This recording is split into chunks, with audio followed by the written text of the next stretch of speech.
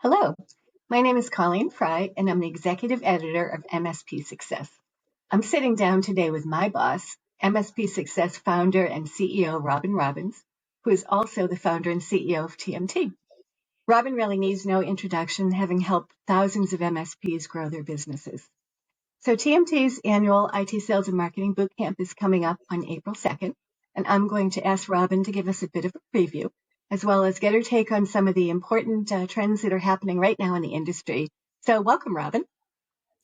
Thank you, Colleen. It's kind of weird when you're calling me your boss. I mean, that's we've known each other for a long time, so I feel like we're colleagues. The boss thing kind of throws me a little. Although I do have like boss lady behind me, but that my kids gave me that, so I didn't.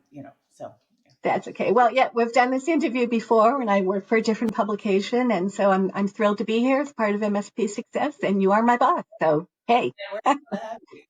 All right, so let's dive right into it. So there's over 200 channel conferences every year now, and this will be your 17th annual IT Sales and Marketing Bootcamp.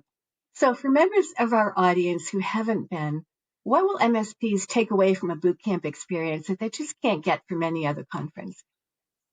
Yeah, it's a great question because how do you differentiate yourself in a sea of sameness? That's one of the things that we teach our members, and something I learned from Dr. Nito Cobain. But our conference, unlike a lot of different conferences where they're really focused on the tech, so a lot of software in our industry, obviously their user conferences are going to be about the new features in the software and how to use it and they do have some sales and marketing tracks because that's always a perennial need in the channel. But I think what makes ours really unique and different is that we are the only conference that is 100% focused on making you a better entrepreneur, not a better tech. That's not to say that the other conferences aren't important, because obviously if you're using a key piece of software to run your business to deliver cybersecurity, obviously you want to know best practices, you want to know how to set those things up. They have industry trends. But my perspective is, I won't say I don't care what software you use because I know I have sponsors watching. So use our sponsor software. But actually really how you make the soup is really kind of somewhat irrelevant, in the sense that running a business still requires leadership. It requires knowing how to set goals. This year I'm going to be focusing on extreme productivity and how an entrepreneurial productivity, not just how do you get more things done, but how do you become a very effective CEO entrepreneur to grow your business. And all the sessions are going to be focused on that. So this year we have a CEO track, like we have last year we did the CEO track, a marketing track that's for marketing people, and a sales track that's more focused on, of course, for salespeople. Some of our members bring their marketing and sales team. Some of them come by themselves. They bring a spouse or a business partner, and they kind of divide and conquer. But I think really, again, what makes our conference so unique is I'm about how do you build more enterprise value? How do you generate more profits, more stability with better customers, not just more customers, and really nail being that CEO? Because so many people in our industry, myself included, when they start a business, they are basically a tech with helpers. Michael Gerber's, E-Myth, the technician suffering from an entrepreneurial seizure. And that doesn't mean they're stupid. I'm not saying that. I'm not saying they're dumb or ignorant or anything like that. What I am saying is they're very good at the tech, but they have to learn the business side of the business, or the technical skills are not going to get them to the level they need for growth and prosperity. And that is what this conference is about.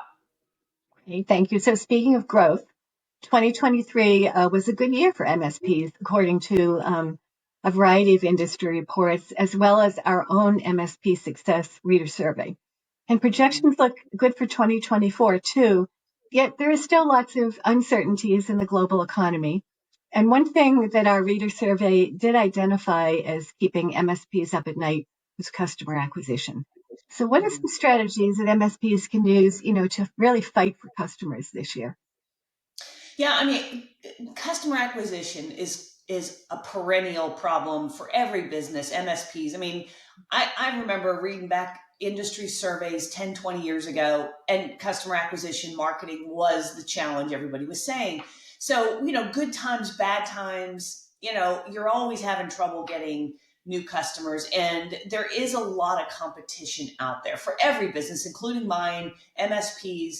There's more supply than there is demand, right? So in the MSP world, if you're an MSP, the challenge is someone has to lose in order for you to win. In other words, like in my business, I know we have members that are in other peer groups, or they might be listening to other marketing people. It's very hurtful, but I know it's a reality, and they can still pay us, plus they can learn from other conferences and other consultants and whatnot.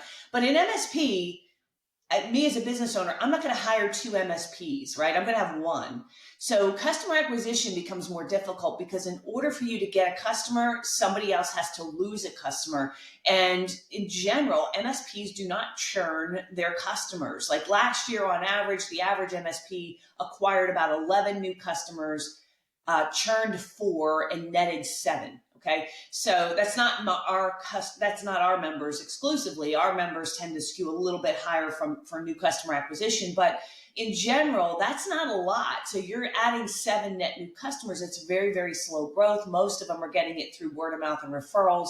They're not doing any kind of active marketing. They don't have a sales department. So this is a perennial thing, and this is the main focus of our conference every year is, how do you get more new customers? What's still working today that you could dial in, and what are some of the new things, whether it's social media marketing or starting up a YouTube channel, or what are industry trends that are going on that you can capitalize on, what markets are hot right now. That's all things that we cover in our conference. But yes, this is something that good years, bad years, you're always going to have this. And you're right. I think the MSPs right now are sitting on a gold mine, because even though not every industry out there is thriving, the MSP industry remains strong because more companies are becoming like digitally transformed. A small real estate firm now is dependent very much on technology, even if there's 1 or 2 people. So that's one thing. The other thing, cybersecurity is continuing to get more aggressive. We're seeing more attacks. So even small business owners are starting to wake up and realize they need something. And then even upstream, you have that middle market is now, instead of building these massive IT departments, are now outsourcing at least the security piece and other pieces of that function, so that you have this middle market, the MMEs, right? Are now working with MSPs, co-managed and MSSP kind of services. And we're seeing a lot of our members pick up in those areas. So the opportunity is great, but because there's great opportunity, of course, there's going to be great competition. Mm-hmm, mm-hmm. So your annual Better Your Best contest are going to have the top 5 finalists presenting how they achieved growth and revenue this year for their MSP business. And I assume that they've mastered some of that customer acquisition problem as well. Collectively, what are some attributes that they have in common that make them so successful, and that, our listeners could learn from? Yeah, I mean, over and over again, I've been doing this for, I think it's like 22 years now, like whatever this is that I'm doing. And when I say this, I mean, my business has evolved, but working with MSPs back in the day, VARs, MSPs, IT service companies. And the thing that they'll all tell you is it's a decision they make to grow. It's a decision they make to say, I'm not just going to hang out and wait for a referral to come in. I'm actually going to implement marketing strategies, a marketing plan to get new customers. And so they have a CRM system. They typically are obviously using ours, which is our MAP program. They have that CRM. They're doing list building. They're drip marketing. They're lead generating in all different ways, from social media, search engine optimization, to direct mail with an SDR, sales development rep, calling, networking events, obviously referrals. But I think, there's nothing like, people think there's like this silver bullet that if I just do this one thing, that I'm going to get all the customers I want. And so the one thing is really a commitment and a decision to investing time and effort and focus on new client acquisition. And that's, in general, that's what I see. I mean, there's members of ours that they're growing because their existing client base is growing, but they're not growing through new customer acquisition. And we're doing this. We're at the end of February. We're almost done Q1. And there are MSPs out there that have not added a single new customer this year. And it's not because there is an opportunity. It's because they're just not putting the time into getting it done. So I know that's kind of a big, like, everybody's ears flop over. They don't want to hear that. It's not like one type of marketing campaign. It really just is that commitment that you're going to grow and you're going to put money and time and effort in the marketing. Mm-hmm. So it's being very intentional that you're going to grow. Yeah, I Yeah, get I that. mean, nobody wakes up one year and goes, "Oh shit, look at this! I added 20 customers. How'd that happen?" Right? Like, it just doesn't happen automatically. I mean, gravity is automatic, right? So what's automatic and guaranteed is you're going to churn customers. Your fault, their fault, no one's fault, right? It's just the way it is.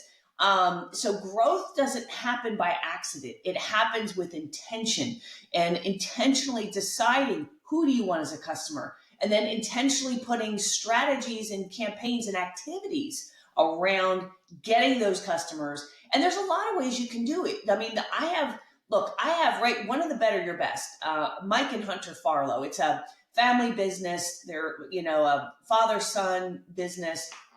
They have done some phenomenal referral marketing campaigns. They gave away a car. So check this out. I mean, you have to come to boot camp to hear how they did it.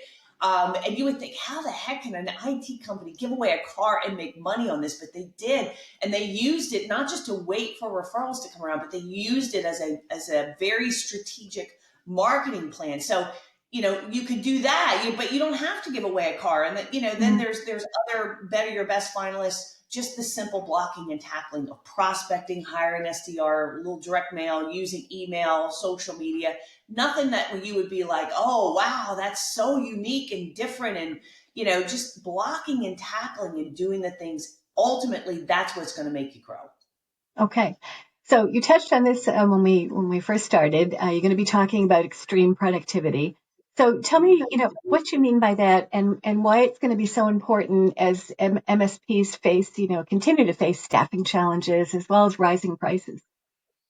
Yeah, I mean, every business owner, MSPs included, we can look at the stats. 80% roughly are under $1 million in revenue and never will get over $1 million in revenue. It's only I think the latest stat that I saw was 0.4% of all businesses ever cross the $10 million mark. All right. Now, why is that? Right now, there's a lot of reasons, but I think in general, to scale and grow a business, not just have a business, but to really scale it, grow it where it's profitable, sustainable, growing. All business owners hit a ceiling of complexity. And this ceiling of complexity shows up in multiple ways. It's not just hiring people. It's marketing, it's sales, it's customer service, it's operations, it's financial. When you run a business, unlike being an employee, most employees, they're hired to do a job, right? The level one tech, he has a job. A marketing person has a job. A salesperson has a job, and they really have to perfect their functional experts in that job. When you're a CEO, you have to be across all of that. You have to understand finance and legal and hiring and management and productivity and P&L and operations and software and legal and all the things, right? And there's a ceiling of complexity that every entrepreneur bumps up against. My ceiling is going to be different than your ceiling, than somebody else. Some people just kind of get it. And that's why you see when somebody sells a business and they start a new one, they go, like, it takes them 20 years to get to 10 million. Let's say they sell it, they start a new business, and within a couple of years, they're back at 10 million. It's like, how is that? It's because the entrepreneur has the skills to know how to get extreme productivity. Productivity meaning that the input of hours and money and effort, output a greater amount. So like an MSP that is under $1 million in revenue, those guys are working. I mean, they're not like not working, you know, I mean, they're working. Somebody who's generating 850,000, a lot of times they'll tell you they're so busy, they can't even take a vacation. Right. And then you go upstream and I've talked to CEOs who are doing 50 million or 60 million, and they're working as well, right? But they're maybe not as stressed and they have more free time, they have more systems and processes. So obviously, the entrepreneur running a $50 million a year organization is more productive if we're measuring productivity by output, which is size and profitability and growth of company. Obviously, they're more productive than the guy doing 500,000 or 850,000. So what makes the difference? Well, the difference is all these things that I'm going to be talking about at boot camp, which, you know, I can't get into now, but it's really about understanding output versus input, and how do you make choices of where you put your energy and time and money, and how you approach things, your strategy, your thoughts, so that you are more productive for the hours and the years that you're putting in versus, you know, just kind of puttering along. And if you do not deal with productivity, if you do not, is all the entrepreneurs listening to me, if you don't get a handle on it, here's what's going to happen. You're going to shrink, which means, you know, you're going to hit that ceiling of complexity, or something's going to go wrong and you're going to go backwards. You're going to lose customers, right? You're going to shrink. You're going to stagnate, which is basically, you know, every year you grow a little. Every year you're growing at like a snail's pace, you know, so you're going to shrink, you're going to stagnate, or, you know, you're just going to stop. And that means you're going to sell early, you're going to retire early, you're going to give up thinking maybe this isn't the right business. I'm going to go over a different business where the grass is greener. And of course it never is, because there's a ceiling of complexity over there. So if you don't get a handle on productivity and how to deal with overwhelm and the chaos, and of course the stress that comes from that, if you don't get a handle on it, you're never going to grow. And I really think that's where most people get stuck.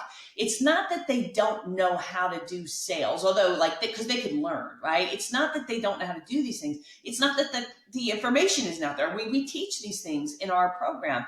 It's just they want to do something, they want to accomplish something, but they can't connect the dots and get themselves productive in order to get the work done or the people hired or the systems built, and therefore they don't grow. And that's everything I'm going to be talking about at boot camp.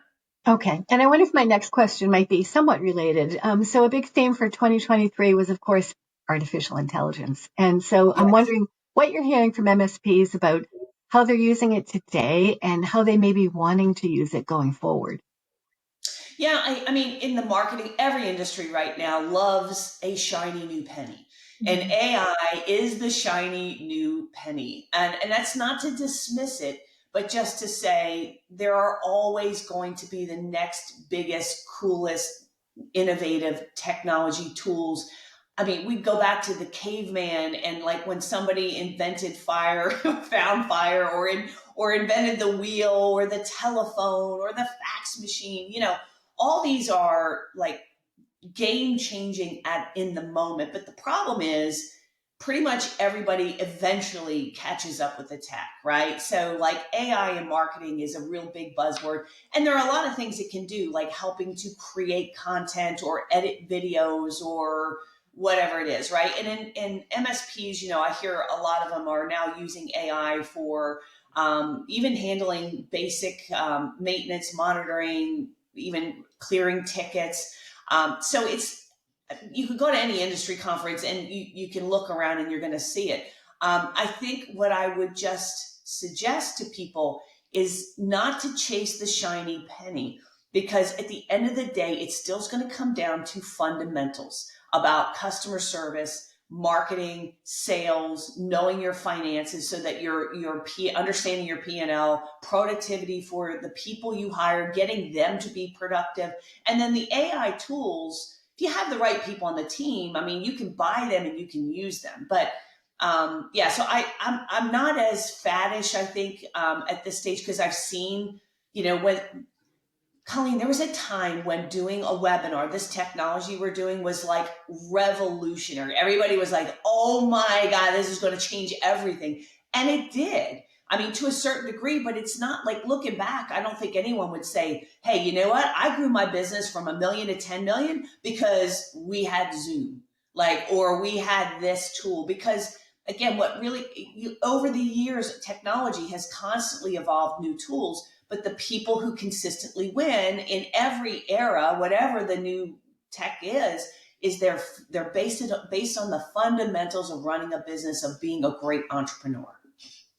That's a real good point. So another, if not shiny penny, but certainly trend that everyone was zeroed in on was, M&A. And so the M&A market has slowed down from the frenzy that it was a couple of years ago.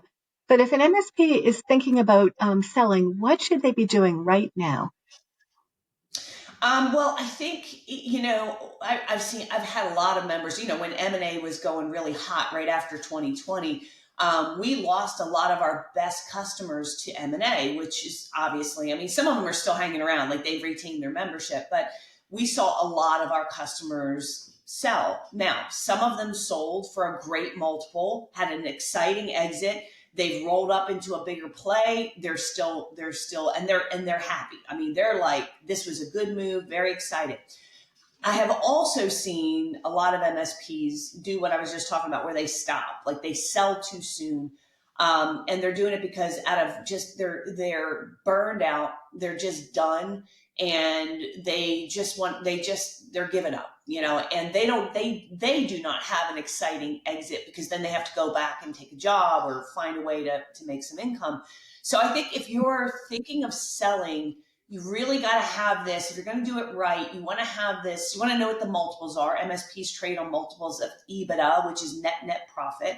I would say you've got to get educated about what the buyers are looking for from recurring revenue, from contracts, from client base, from multiples of EBITDA. And you want to say to yourself, well, shoot, if I need to get a $10 million payout, I'm going to have to get my profitability, somewhere in the 3 million, $2 to $3 million range EBITDA in order to get that. So I think you have to understand, like, this is an exercise I take members through, and you have to understand financially, what's your safe harbor number? Like, how much money do you need to be financially stable without debt? I used to call it my enough is enough.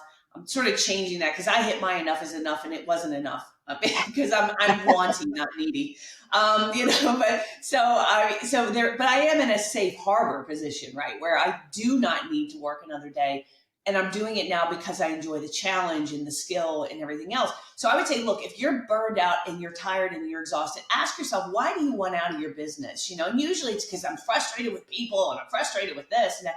It's like, well, if we could fix those things, would you keep going? And a lot of them would say, yeah, hell, I'd keep playing all day. So then it's like, well, then you really don't want to sell. You just got to fix these 3 things. You got to figure it out, right? And I would say, don't sell. The worst time to sell is when you need to, because then you have to, then you're going to be desperate. The worst time to sell is when you're burned out, because you just went out. The first person who waves any kind of money at you, you're going to say yes to it. And then you're going to regret it afterwards. I think, because your biggest money maker that you had, which was your business, you just sold and you don't have anymore. So you don't want to sell when you're frustrated. You don't want to sell when you're burned out. You don't want to sell when you're down. Like, if your business is struggling, it's the worst time to sell. So it's like, rally yourself. Come to events like our boot camp. Rally yourself. Get around people who are winning and get yourself out of it. And you really need, I think, 3 years to maybe even 5 years to plan and get the things in place so that you can have a great exit from your company and not have to just settle for whatever somebody gives you, or having a bad exit, if you will. So yeah, I mean, M&A slowed down because the interest rates are up, and we know that. And I've talked to a lot of M&A people in the industry, and they are no longer buying the little itty bitty guys. Like, they're all saying to them, a qualified buyer, company to purchase is doing somewhere near $1 million in EBITDA. Because if it's any less EBITDA than that, it's the work that they have to put in, the risk it doesn't make it worth it. So to give those of you watching this, I mean, you want to make sure that your EBITDA, is as close to $1 million as you can at a minimum before you start thinking about going and selling, because that's going to give you the best control and possible exit. And you might find out once you get there, you don't want to sell it because you're making over $1 million a year. So, Right, something to think right. about there too. Let's look at the other end of the spectrum now. If you're a smaller MSP, what should you be doing to compete with these guys that have rolled up into these larger PE-backed super MSPs?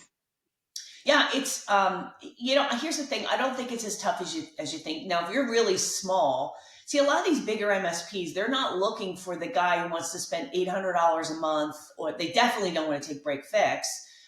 So they're going to hunt bigger customers. So as long as you're not hunting bigger customers, you probably won't bump into where the bigger MSPs are a pain in the butt. Is like when I have my members who are doing north of they're a $3 to $10 million year MSP, they're starting to creep up into those other guys' territories. And then that is a challenge because the story of the bigger MSP, hey, we're a bigger company, we have more resources, there's lower risk, we're more operationally mature than these small guys who are like Keystone Cops, and that's what they're going to tell them.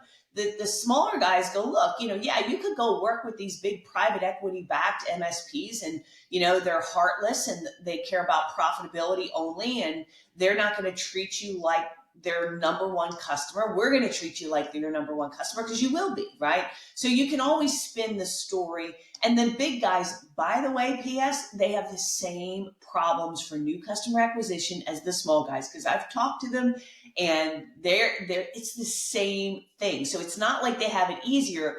What they do have are more resources. They have more people so they can throw bodies at a problem. Like here's a bunch of salespeople making cold calls, going to networking events, developing relationships. They have a marketing team that could be posting on their social media and doing search engine optimization, making sure the website's set up, list building, all the things.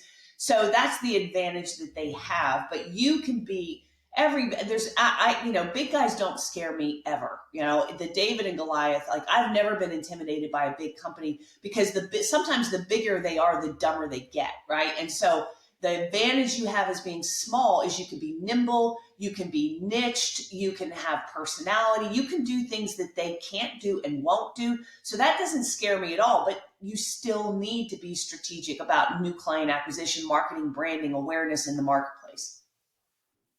Gotcha. That's encouraging for those small guys. So I want to just zip back to boot camp for a minute. One of your keynote speakers is going to be Dr. Jordan Peterson. What are you hoping your audience can learn from him?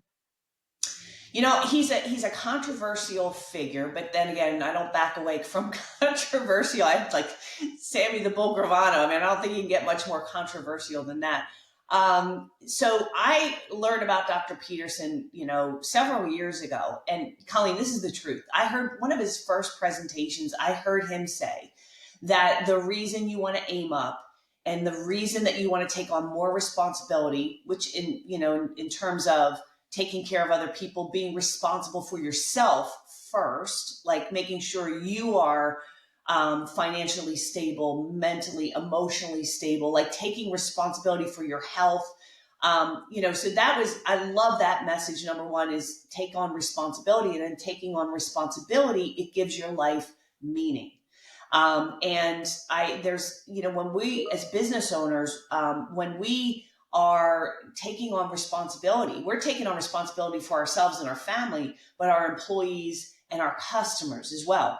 And that gives our life meaning. Now, the other thing that he said to me that really kind of struck home with me is that life is suffering, and that if you get happiness along the way, then be delighted by that. But happiness really shouldn't be your goal in life.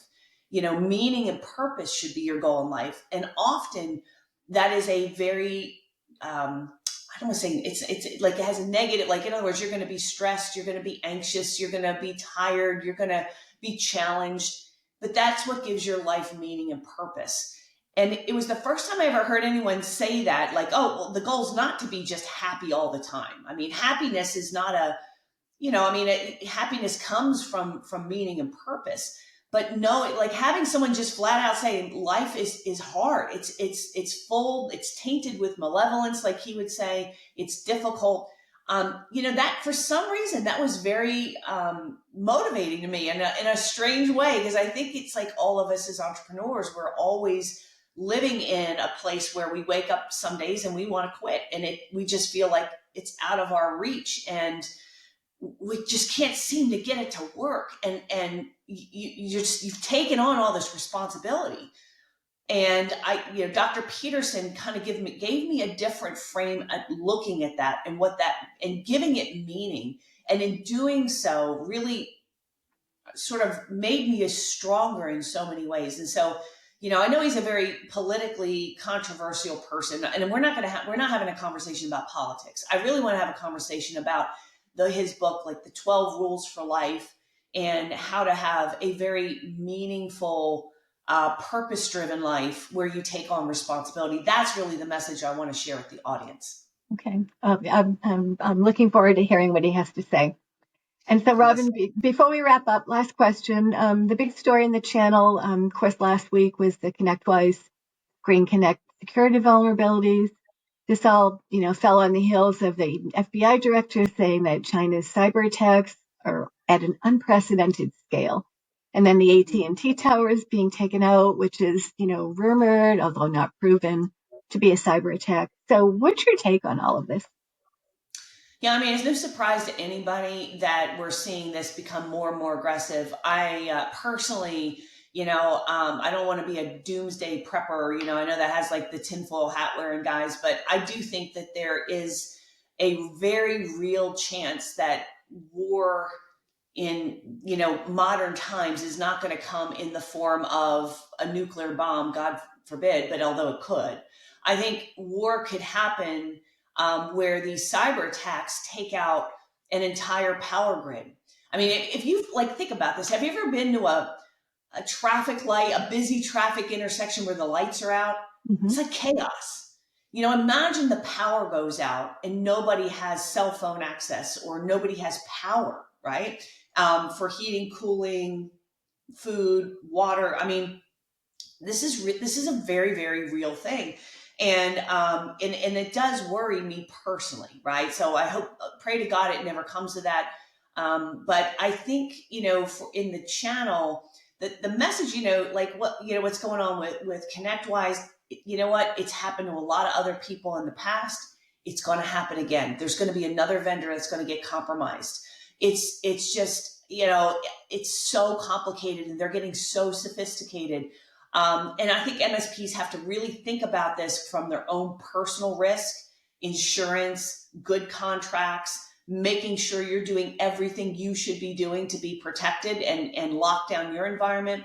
Because again, I don't think you could say, well, we're only going to do these vendors here because they won't get hacked, because we all know that's not possible. I mean, every vendor, it's a matter of if, not when. When, not if, right? And so I think you got to be aware of that, but everybody should be using this as an opportunity to also talk to their customers and their prospects. And I think that's the biggest thing I have not seen. I think it's because in the channel, it's so old hat to us. We don't think anything about it, but there should have been, alerts going out, emergency webinar videos. Here's what's going on. Here's what's happening. You're safe. Here's what we're doing in response to the Screen Connect. If you are a ConnectWise user, I mean, if I was that, I would absolutely be communicating with my customers. We've got it locked down. Things are good. We're aware of it. All is well. If I wasn't a ConnectWise customer, I would be pumping that out. Maybe somebody's going to hate me for this, but I would definitely be going, hey, if you should be asking your MSP, do they use Screen Connect? Do they use ConnectWise? Because there is vulnerability and people are getting hacked, and you do need to make sure that you don't get compromised, because we're already seeing some stories coming out about companies that are getting compromised because of the Screen Connect, right? So the point I'm making is, the MSPs should be using these stories to remind their customers, hey, we're on top of it, we're aware of it, and we're protecting. Because think about it, like my MSP, when I heard this was going on, I immediately contacted my MSP and said, hey, are we good? Is there anything I need to do? Right? So, when I'm weird as a customer, I guess, but your customers might be hearing this in the news too. And they might be going, are you hearing this? Are you aware of this? Are we good? Do we need to do anything here? And I think that's the biggest failing I've seen is I have not seen anybody really talking about this to their customers. I mean, some have, but the vast majority are not doing that. And it's a huge opportunity to reassure your customers, to let them know that you're on top of these things, that you are taking critical steps, and use it. You should be getting on news outlets right now. Now the news is gone, right? But the FBI director stating this, then the Screen Connect, then everybody listening to this should have been reaching out to local news outlets saying, do you want to know my take from inside the industry? If you're a ConnectWise user, hey, we even use ConnectWise. Let me tell you what we've seen. We don't use ConnectWise, but here's what we've seen. There's all these angles that the MSPs could be using, and I just didn't see it. And I think that's a big mistake. I think that's a missed opportunity. Okay, well, to end this on a somewhat positive note, so there's always opportunity when there's an issue, and I like that takeaway. So, Robin, thank you so much for sitting down with me. I encourage everyone to check out boot camp. Are there any spots left, or are y'all full up? Well, so the way these events, we always know that there's always about a 10%, roughly 10, it floats between 9 and 11%, but roughly about a 10% no-show rate, even for paid ticket events, right? Now, not like free events, you get a higher no-show, but so we know that. So technically, we're right up against that 10. We always oversell because we know we'll shrink back to the 10%. So technically, we're sold out. And we are really monitoring the last couple to make sure that, we're not in an oversold situation. But no, we will definitely sell out every seat. We do have a virtual option, so if people can't make it in person, we do have that. robinsbigseminar.com. It was started out as a joke, Kathleen, Colleen. It was like this joke about, well, it's Robin's Big Seminar. Like, our clients started calling it that early on, and said we just changed the URL to that. It was like, because we do so many events, they were like, oh, this is the big seminar. This is the big one. So that's how that got named that way, but it's stuck. So it's going to be super cool. We got Don Miller coming. I've got my good friend Mike McAllowitz, who has a new book out on called All In, about getting your employees on board, which is super critical these days. Don Miller, of course, Story Brand. He's going to be talking about how do you differentiate through storytelling in your marketing. He's always a fan favorite. Dr. Jordan Peterson, the Better Your Best finalist. We have Plate Mask, who's the CEO of Infusionsoft. I mean, Infusionsoft is over $100 million in revenue. Very successful company, and he's going to be talking about conquering the chaos, which again is a recurring theme for everybody growing a business. So it's going to be great. I really encourage everybody to check it out. It's not to be missed. Great. And MSP Success will, of course, be covering it. And so if you're not there, get on to mspsuccess.com every day and check out our coverage. And Robin, thank you so much for your time, and I hope you have a great day. You too. Thanks, Colleen.